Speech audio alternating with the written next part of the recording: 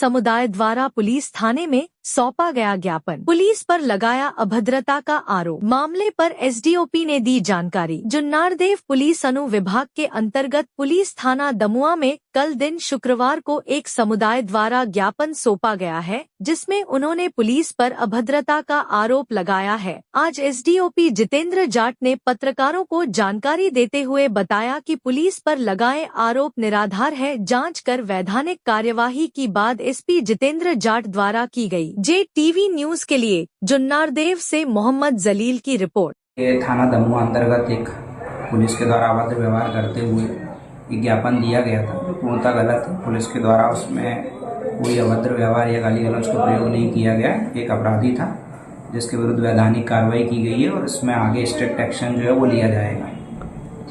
JTV news से जुड़े रहने के लिए हमारी खबरों को लाइक और शेयर करें, हमारे चैनल को सब्सक्राइब करें और अपडेट रहे हर छोटी बड़ी खबरों से।